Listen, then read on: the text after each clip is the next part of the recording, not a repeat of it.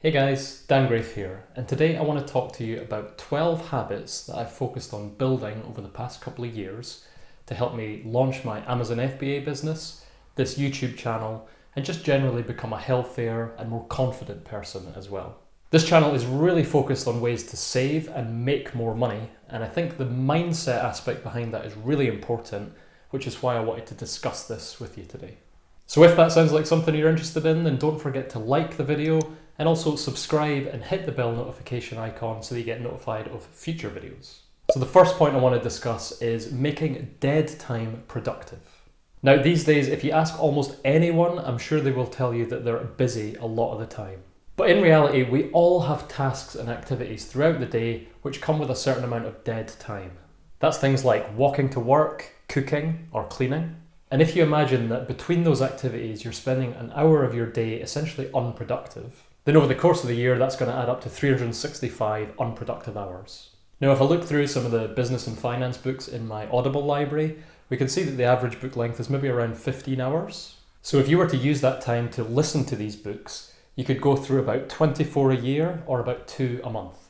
And obviously the big advantage with audiobooks compared to reading physical books is that you can consume them on the go as well. So listening can complement almost any activity you can think of. Actually, not that long ago, my wife and I were renovating one of the rooms in our house with big noisy belt sanders. And I thought, I really need to protect my ears somehow, but why don't I learn something at the same time? So I would just wear my noise cancelling Bose headphones and listen to an audiobook while I was working. So find your own creative ways to integrate learning into those dead time periods throughout your day. Now the second point I want to talk about is drinking more water. This is one of these really basic things that I feel like shouldn't have to be mentioned, but it is super important. I don't know about you, but when I wake up in the morning, I generally have a really dry throat and mouth. And I often feel quite hazy, like I just don't have the focus to get things done. But as soon as I started intentionally working and drinking more water into my schedule, I noticed that I was way more tuned in and just had more clarity of thought. So now it's one of the first things I do every morning. Then by the time I sit down to work, my brain's fully engaged and I'm ready to go. Now point number 3 is doing push-ups. A bit like the previous point on drinking more water, I found that concentrating on doing some small amount of exercise helps get my brain going and get me more focused. This doesn't necessarily have to be push-ups for you, but you want to pick something that's pretty low barrier to entry. Meaning that you don't need any sort of equipment to do it and you can essentially do it from anywhere. And choose a number of reps which is low enough to get your blood going and nothing more. I found that if you try to aim for too many reps, you're either going to end up too sore, too tired, or simply not be able to keep up that momentum day by day. Basically, as human beings, we'll always find an excuse if there's one to be had. So instead, just pick something that's on the verge of what you're already comfortable with. So for me, that's simply 20 push-ups a day, 10 with my hands close, which is more of an arm workout, and 10 with my arms wide, which is more of a chest workout. I'll usually do this in the morning while my espresso is brewing and before I drink that big glass of water. Because going down for push-ups with a big Buddha belly is not the best feeling in the world. Now to you, that might sound super simple and honestly just a bit too easy. But again, it's all about building habits that you can execute every single day without fail. If you can simply stick to doing 20 push-ups every single day, then that's 7,300 push-ups over the course of the year that you wouldn't have done otherwise. So that compounding is insanely powerful. Point number 4 is to ring-fence your morning. This is a massive one for me. Some people are more night owls and some people are more early birds. For me, I'm definitely more of an early morning person. And when I decided to start an online business, it was clear that if I wanted to make that my focus, I had to literally put that as the first thing in my day before anything else. Now, like most people out there, I do work a normal 9 to 5. So I simply ring-fence the hour before I start work from 8 till 9 to dedicate to this business. Psychologically, bumping your most important activity to the front of your day reinforces its importance. And also that feeling of getting your most important stuff done before most people have even started their day is hugely motivating. And I found that it's just way too tempting to slack off or feel tired if you push those activities to later in the day. And I feel this works just as well whether it's a physical or a mental activity. So if your goal isn't a business one, maybe it's to go to the gym more, then move that gym session before you start your workday. Number 5 is physical isolation. Now here I'm talking about short, intentional periods of physical isolation from other people. For me, I just find that I'm not super productive if there's lots of distracting things around me. I found that if I sit and work in my kitchen, I'll just end up playing with my cat or watching Graham Stephan on YouTube or something else distracting. And I found that if I physically take myself out of that environment and do the same work elsewhere, I'm able to get much more focused.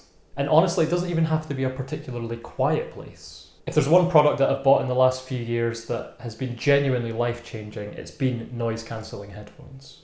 I always pack my Bose Quiet Comforts wherever I go so that I can throw them on, drown out the outside world and get stuff done. I find that simple, repetitive music without vocals is best to amplify your focus. So I'll leave a link in the description to the headphones I use and also some of the playlists I listen to so that you can check them out as well. The next one is using Do Not Disturb. This is another simple one, but when you're looking to get stuff done, either put your phone in a different room or utilise the Do Not Disturb feature. Now obviously technology is amazing and it allows us to connect with anyone, wherever and whenever we want. But constant pings and bleeps and buzzes are the worst thing for trying to concentrate. Like I said in the last point, I like to throw on some noise cancelling headphones and listen to music while I work. And I don't carry a separate iPod because it's not 2006. So to still use my phone but get away from those distractions, I need to use Do Not Disturb. And in Android, there's a particularly useful feature called Flip Tush. It's really easy to turn on. You just jump into the settings menu and flip this little switch. Then whenever you need to focus, you simply flip your phone face down on the table. It'll give you a reassuring little buzz and you'll be free from those pings and bleeps. This has the added benefit of hiding the screen and your way of interacting with a phone. Now unfortunately, if you're an iPhone user, there's no direct equivalent, but it's simple enough to just swipe up, hit this little moon icon and put your phone to the side. Now I don't know about you, but the idea of journaling sounds great for about 3 days. And then it really just becomes a chore. But I'm also conscious that I'm not always the best at reflecting on my successes and my failures, and I want to get better at that.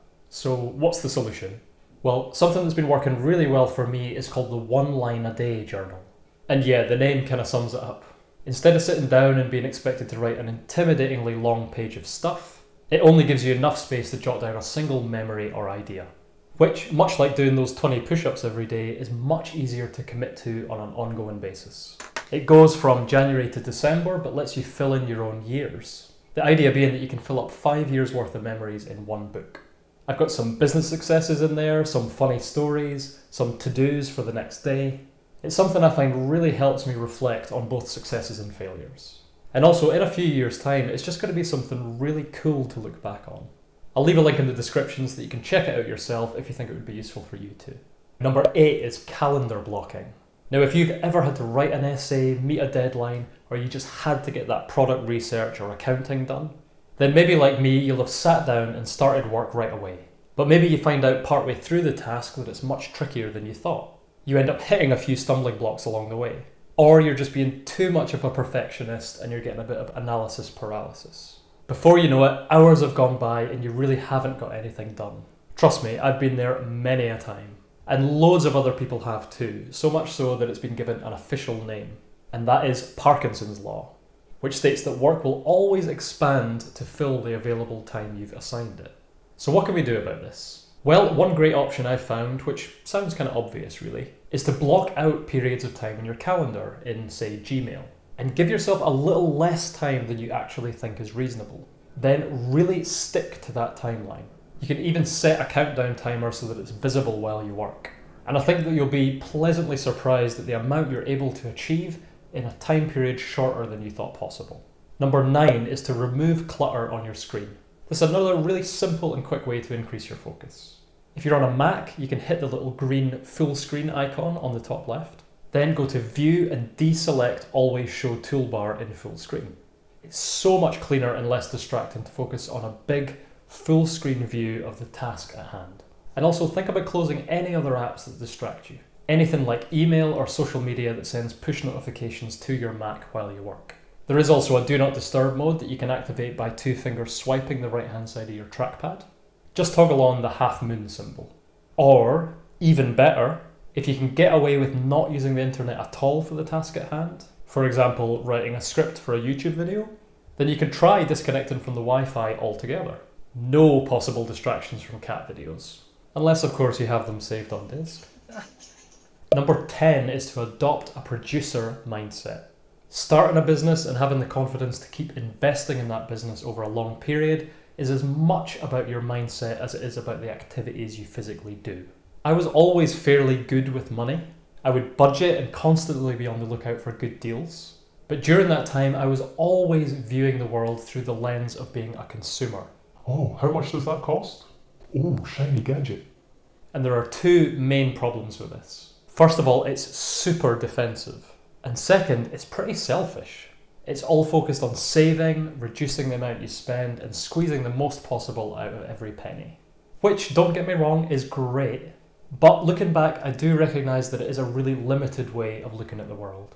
Now, I believe that you must have aggressive plays as well as defensive plays in your life. What I mean is, instead of always looking at the world as something you need to extract things from, you flip that around and think, how could I offer this to the market and do a better job? So in my Amazon FBA business, which I talk about on the channel, that's all about offering value back to the market. Find a product that already works, but read the reviews and find out what people don't like. Offer better pricing, give them better delivery, bundle something extra with it, make it more attractive, make it more hard wearing. And I think that's a really powerful thought pattern to get into.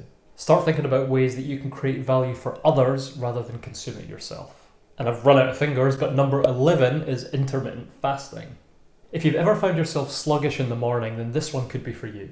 If you haven't heard of intermittent fasting before, then it's actually really simple. It's a process by which you eat the same amount of food that you normally do, but you simply change the timings of when you eat. Most people who do this will restrict their eating window to 8 hours of the day. So let's say you get up at 7 a.m. and you go to bed at 10 p.m. Well, then you might decide that your eating window is going to be from midday to 8 p.m. You can drink water outside of that time, that's not a problem. And some people will also say that it's fine to drink black coffee outside of that time, which helps to stave off hunger. But either way, you're not going to eat and you're not going to drink anything that has dairy or sugar during that 16-hour fasted window. Now at this point, you might say to yourself, that sounds really hard. What's the point? What benefit am I getting by torturing myself like that? First of all, I would say it's really not torture. Everybody's different, but for me, I love to pig out in the evening and go to bed on a full stomach. Whereas in the morning, I've never been comfortable with dragging myself out of bed and staring down a massive bowl of porridge before my eyelids have even opened. So in terms of my routine, this lifestyle just suited me really well. And in terms of feelings of hunger, I really don't find it bad at all. And also weirdly, I find myself more alert and awake in a fasted state than I do on a full stomach. Some people go with this theory that back in hunter-gatherer days, we would spend long periods of time with nothing in our bellies. Then we would go out for a big hunt, we'd kill some big animal, and we'd have a big feast. And in order to successfully complete that big hunt, you needed to be in a really alert state. Now that theory is kind of speculative, and I'm not sure that it would hold up to the rigors of science, but nonetheless, it's kind of the subjective experience I've had. Now it goes without saying that I'm not a doctor or a dietitian, so if you've got any concerns about this, don't start until you've spoken to a qualified physician. And number 12 is making habits of making habits. This one's pretty meta, but once you get the hang of some habit forming and focusing techniques like I've talked about in this video, it's kind of addictive to find new habits and optimizations that you can make in your life. If you want to learn from someone who really knows what they're talking about, then I recommend the book Atomic Habits by James Clear. It talks a lot about the research behind building great habits, as well as giving you lots of actionable tips to get them integrated into your life. One that I've started using a lot is called habit stacking. This is basically where you use the action of performing one habit as the trigger for another habit. And in doing so, you can kind of create a chain over time. For example, you could put a gym mat between your bed and the bathroom so that when you walk there in the morning, you're naturally inclined to do push-ups on the way. You could put a water bottle next to the mat so you're naturally inclined to drink it. Then you can put your running shoes on the toilet so that if when you want to use it, you have to physically move those shoes first. And while you're doing that, you might as well put them on your feet and go for a quick run. I'm sure that you can see that these can quickly build up into a nice productive chain of activities. I'll leave a link to the audiobook and physical version below so that you can check it out if you like. That's it for today, guys. Thank you so much for tuning in. If you enjoyed the content, then please do hit the like button as it helps spread the word to other people with similar interests to you. If you'd like to see more videos like this in the future, then make sure you hit subscribe and the bell notification icon so that you get notified every time I release a new video. And please, if you've got any comments on what you saw in the video today, or you want to talk about some of the habits you've built in your life, then leave a comment in the box down below. But either way, until next time, take care.